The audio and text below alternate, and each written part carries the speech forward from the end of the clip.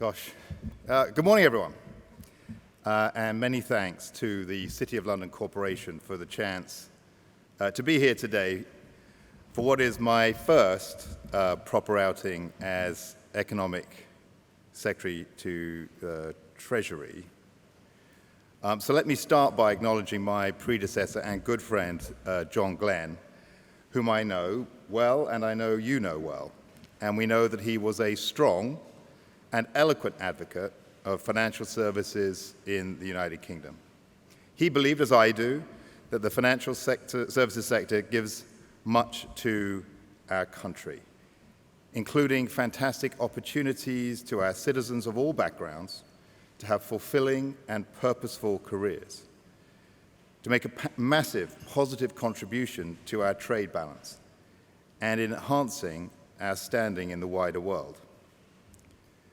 Now, it's the nature of politics that politicians never know how long they will be in their job.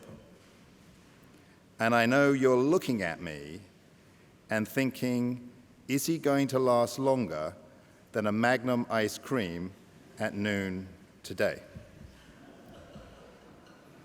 I don't know.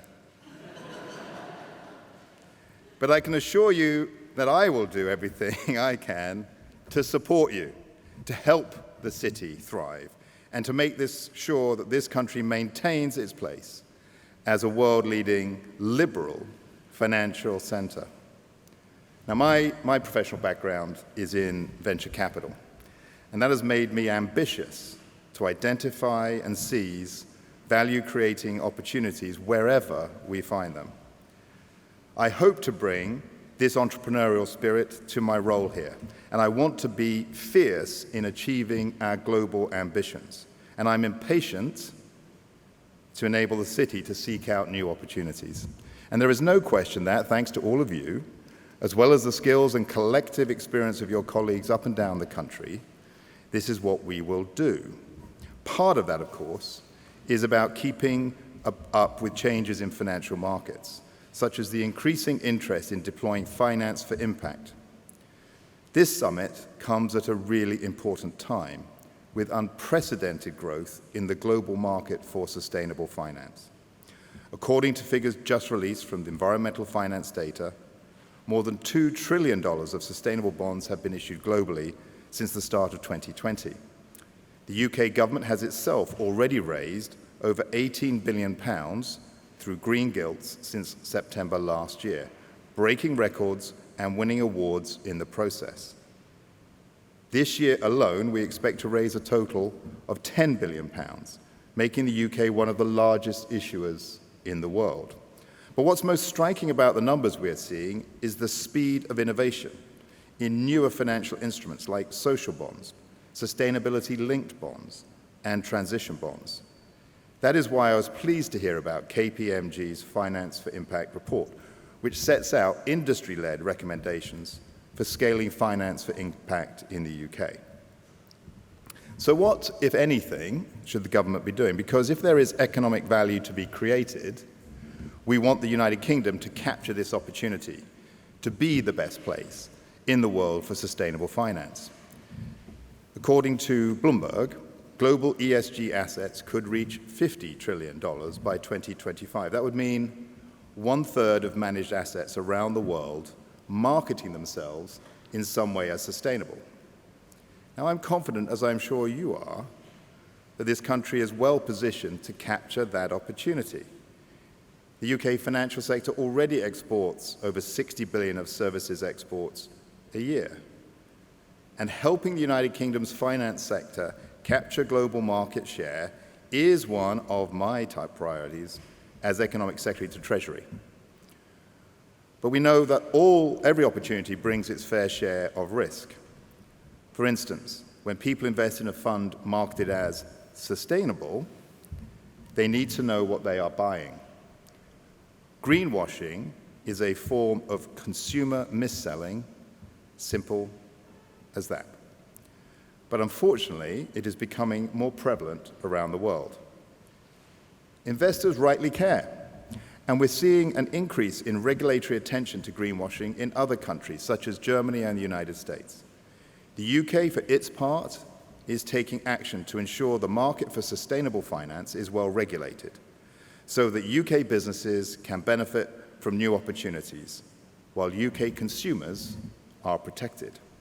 Ensuring open, honest, and impartial information, as ever, is the foundation for any successful long-term strategy. The market for impact investing needs access to good quality, consistent, and comparable data so that investors and consumers can make the calls they need to make. Yet too often this data is still inconsistent or inaccurate, and that's why the government is taking forward new economy-wide sustainability disclosure requirements. In future, firms and their investment products will need to report the information that markets need consistently, proportionately, and accessibly. Now, many businesses already do this, but the aim for reporting on sustainability is to be consistent and accurate, similar to mainstream financial reporting today. If we cannot achieve this, there is a risk that the growth in the market for sustainable investing will stall. Now, wherever possible, the UK will base disclosure requirements on international standards, which we are working actively to shape. We have already made good on our commitment to implement mandatory reporting aligned with the Task Force on Climate-Related Financial Disclosures, TCFD, so I don't have to say that all over again. There are a lot of acronyms in this job, by the way. I'm trying to get there, but it's tricky. So TCFD was a pioneering process set up by the Financial Stability Board.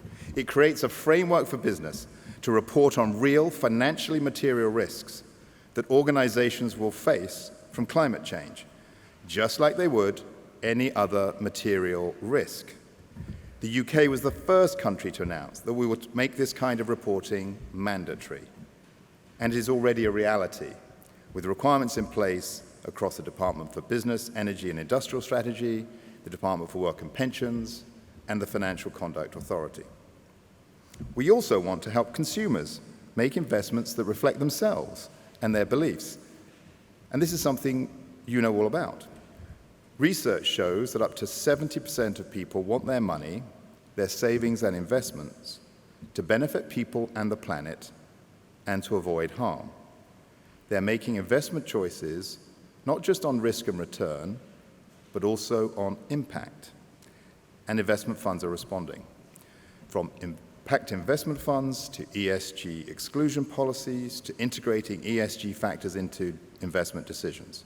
And the government applauds all of that, but consumers need to know what they are actually getting, how the claims stack up, and what it means for the financial performance of their investment, and how these stack up against alternatives. We need to do what we can to ensure investors are making prudent and economically sensible investments, and we believe our reporting framework will help do exactly that. And we're doing more. Alongside the green gilts, we launched a green savings bond that uses savers' cash to fund green infrastructure projects. This is something I personally campaigned for, and I'm delighted that the former Chancellor took me up on it. These green savings bonds are now up and running, giving UK, I should ask, by the way, who's got a green savings bond? I'm not sure if I'm allowed to do that, but I've got one. I recommend them. But we know that there's ways still to go. And that is why we're committed to publish an updated green finance strategy later this year. This will take stock of progress so far and set out how the UK can better ensure the financial services industry is supporting the UK's energy security, climate and environmental objectives. The things you discuss here today, the advice you give me and to the government, will help shape that process, because you know what is really going on and what the UK needs to do to remain in the vanguard of this. The government's vision is of a sector that is more open, more competitive, greener, and at the forefront of cutting-edge technology. and the new Chancellor will likely say more about the future of financial services and Mansion House tomorrow. Look, I know politics is a crazy world. And John spent a lot of time working with you in shaping a lot of the future policies of the government, and potentially with significant changes about to be announced. All I can say is, for as long as I'm in post, I hope that we can continue together to achieve the progress that you're discussing today. And thank you all very much indeed.